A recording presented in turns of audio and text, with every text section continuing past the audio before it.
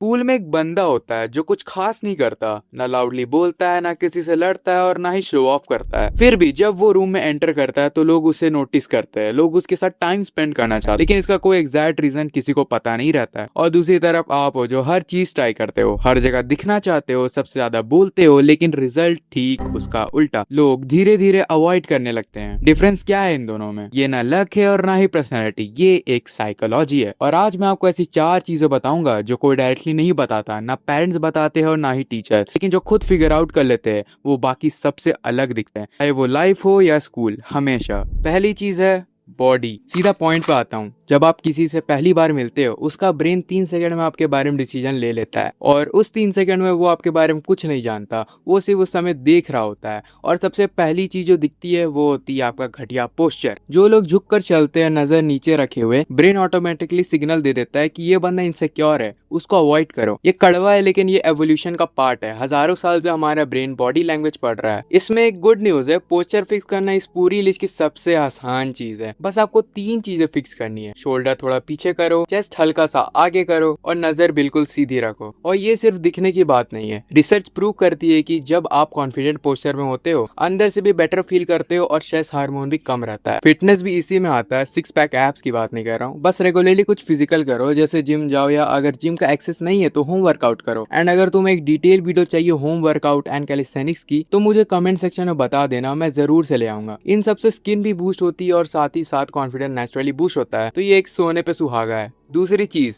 Face. और यहाँ वो मत सोचो जो सोच रहे हो। मैं ये नहीं कह रहा कि हैंडसम बनो, वो आपके हाथ में भी नहीं है। मैं बात कर रहा हूँ एक्सप्रेशंस की, ग्रूमिंग की, और एक सबसे इंपॉर्टेंट चीज जो लोग अंडर एस्टिमेट कर देते हैं, आई कांटेक्ट। जब कोई आपसे बात कर रहा हो और आप फोन देखो, नजर चुरा ले रहे हो उससे, वो इंसान ऑटोमेटिकली फील करता है कि यार आप उस पर वैल्यू नहीं दे रहे हो, और फिर वो भी आपको वैल्यू देना बंद कर देता है। लेकिन जब आप किसी की आंखों में देखकर उसकी बातें सुनोगे तो उसे लगेगा कि भाई दुनिया में बस आप ही एक बंदे हो जो उसकी आवाज सुन रहे हो। ये एक बहुत पावरफुल फीलिंग है, और जो ये फीलिंग देता है उसे लोग नेचुरली रिस्पेक्ट करते हैं। ग्रूमिंग टेक्निक्स लाइक साफ कपड़े रखना, अच्छे बाल रखना, अच्छी स्मेल रखना एक्सपेंसिव नहीं होता है, लेकिन ये एक्स्ट्रा मैसेज दे देता है बंदों को कि यार आप अपने आप का ख्याल रखते हो। और जो खुद का ख्याल रखता है, दूसरे भी उसका ख्याल रखते हैं। और एक सबसे इंपॉर्टेंट चीज, जेन्युइन स्माइल। बेफालतू का ही मत किया करो। वो हल्का सा मुस्कुराना जो आंखों में आता है वो कोई डिस्क्राइब नहीं कर सकता। तीसरी चीज, माइंड। और ये सबसे इंपॉर्टेंट पार्ट है, तो यहाँ तो प्लीज स्किप मत करना। वो लोग जो जेन्युइनली रिस्पेक्टेड होते हैं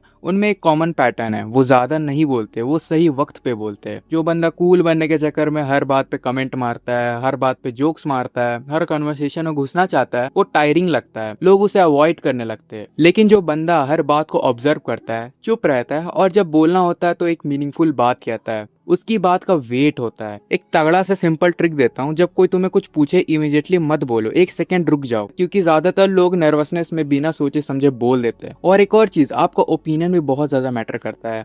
जो लोग रिस्पेक्टेड होते हैं उनके पास अपना खुद का पॉइंट ऑफ व्यू होता है, वो क्लियरली बोलते हैं बिना अपोलोजाइज किए। ज्यादातर लोग क्या करते हैं, ग्रुप देखते हैं, ग्रुप की हाँ में हाँ मिला देते हैं। उन्हें रिजेक्शन का बहुत ज्यादा डर रहता है। लोग ऐसे इंसान को बिल्कुल फॉलो नहीं करते जिसका खुद का एक पॉइंट ऑफ व्यू नहीं होता है। हमें हाँ मिलाने वाले से फ्रेंडशिप होती है, रिस्पेक्ट तो खैर।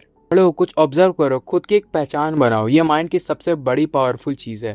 चौथी चीज, मनी। तुम मानो या ना मानो, ये सबसे ज्यादा इंपॉर्टेंट चीज होती है।